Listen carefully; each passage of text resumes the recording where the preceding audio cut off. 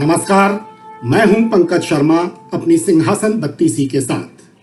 देखिए और सुनिए कि 15-16 दिन पहले 14 मार्च को अपनी सिंहासन बत्तीसी में मैंने आपको किस तरह बताया था कि 2019 में भारतीय जनता पार्टी द्वारा देश भर में जीती सीटों में से 107 सीटों पर उसकी हालत बेहद खराब है और वहां के मौजूदा सांसद बुरी तरह पराजित होने के कगार पर बैठे हुए हैं।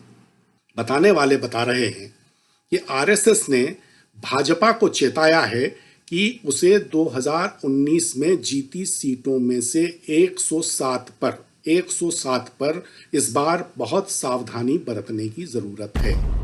ये सीटें 2024 की जीत में ऐसी कमजोर कड़ी साबित हो सकती हैं कि भारतीय जनता पार्टी कहीं 196 के आंकड़े पर न ठहर जाए।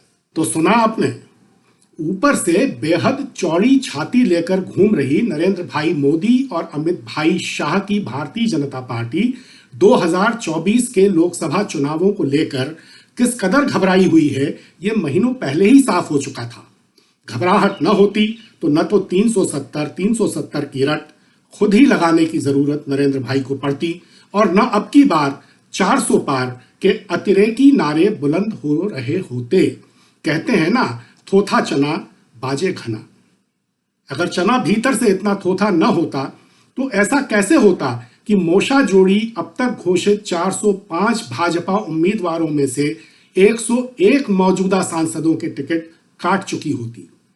तो 107 बेहद कमजोर लोकसभा निर्वाचन क्षेत्रों में से 101 के चेहरे तो बदल ही दिए गए हैं, 10-5 के और बदल दिए जाएंगे। तो जैसा मैंने कहा था कि भारतीय जनता पार्टी के 107 मौजूदा सांसदों के पैर सियासी कब्र में लटके हुए हैं, तो वे लटके हुए थे। इन सभी निर्वाचन क्षेत्रों में मुखौटे बदल देने के बाद भी भाजपा का हाल 2024 में क्या होगा, मुझसे ना ही सुने तो बेहतर है। चलिए थोड़ा और तफसील में जाते हैं। अब तक जिन 101 मौजूदा सांसदों के टिकट मोशा जोड़ी ने काटे हैं, उनमें से 11 से पहले ही इस्तीफे ले लिए गए थे और उन्हें अपने अपने प्रदेशों में विधानसभा चुनावों में उतार दिया गया था। उसके बाद लोकसभा चुनाव के लिए जारी हुई भारतीय जनता पार्टी उम्मीदवारों की सूचियों में उन 90 सांसदों के टिकट काटे गए हैं। एक सांसद को रातों रात हरियाणा का मुख्यमंत्री बना दिया गया। इस तरह भाजपा ने पिछली बार जीते अपने 303 सांसदों में से अब तक 101 को इस बार उम्मीदवार नहीं बनाया है।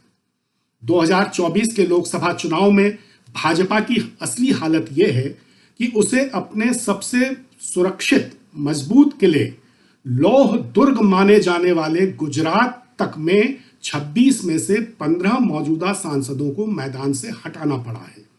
दिल्ली में भारतीय जनता पार्टी पिछली बार सभी 7 सीटें जीती थी, मगर हाल यह है कि इस बार उसे इन 7 में से 6 मौजूदा सांसदों को घर बैठाना पड़ा है। कर्नाटक में भाजपा 2019 में 28 में से 25 सीटें जीती थी। 2024 के चुनाव में उतरने के लिए उसे इनमें से 12 के टिकट काटने पड़े हैं। राजस्थान में अपने 24 में से 8 सांसदों के टिकट भाजपा ने काटे हैं। उत्तराखंड में 5 में से 2 और असम में 9 में से 5 मौजूदा सांसदों को भाजपा ने, अच्छा नहीं लगता लेकिन कहना यही पड़ेगा कि लात मार दी है। त्रिपुरा में तो दोनों मौजूदा सांसदों को टिकट देने की हिम्मत नरेंद्र भाई और अमित भाई में से किसी की भी नहीं पड़ी। मैं जांच एजेंसियों के सदुपयोग दुरुपयोग के झमेले में नहीं पड़ूंगा, मगर झारखंड में भी बावजूद तमाम प्रबंधन के मोशा जोड़ी को अपने 11 में से 5 मौजूदा सांसदों के टिकट काटने पड़े हैं। हरियाणा में 10 में से सारे 10 सांसद भाजपा के हैं।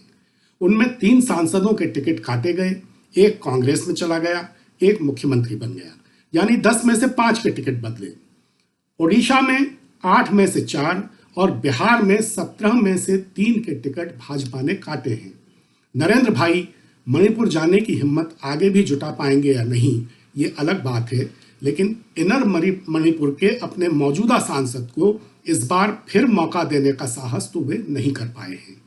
दूसरे दलों से आए 4 दल बदलुओं को भी अलग चाल, चरित्र और चेहरे वाली भारतीय जनता पार्टी को टिकट देना पड़ा। हताशा का आलम यह है कि 4 राज्यसभा सदस्यों को भी लोकसभा चुनाव में उतारना पड़ा है। तो जरा सोचिए कि जिस भारतीय जनता पार्टी को दिल्ली में अपने 90% प्रत्याशी बदलने पड़े हों, और तो और गुजरात तक में 60% मौजूदा सांसदों के टिकट काटने पड़े हों, उसकी अंदरूनी हालत दरअसल क्या है?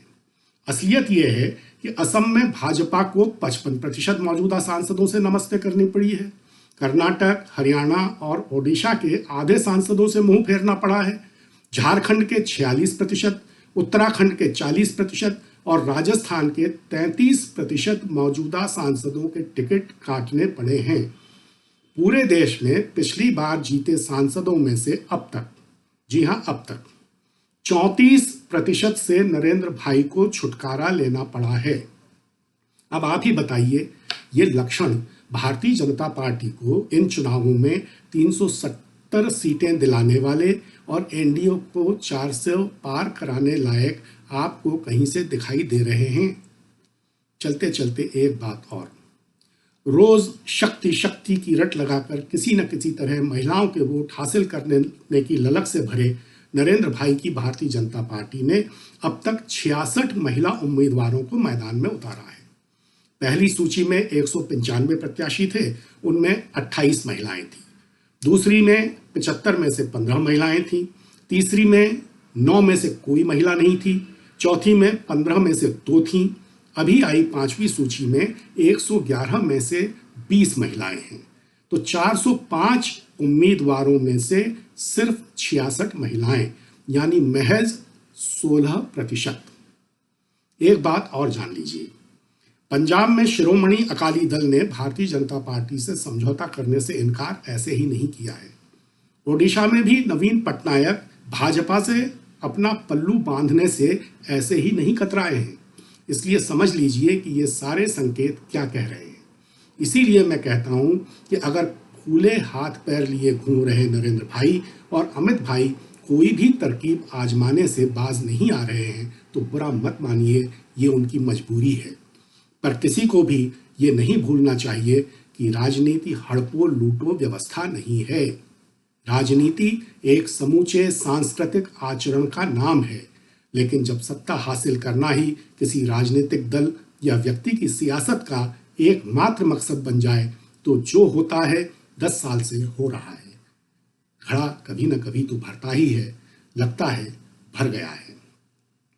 आज आपको विचारों की इसी उधेड़-बुन में छोड़े जाता हूं कि बेतरह निराश, हताश, मायूस और पूरी तरह नाउम्मीद भारतीय जनता पार्टी को 2024 में क्या सचमुच 370 और एनडीए को 400 सीटों पर जीत मिल सकती है? अपने दिल पर हाथ रखकर ईमानदारी से सोचिए और इंतजार कीजिए सिंहासन 32 के अगले अंक का। जल्दी ही हाजिर होता हूं। नमस्कार।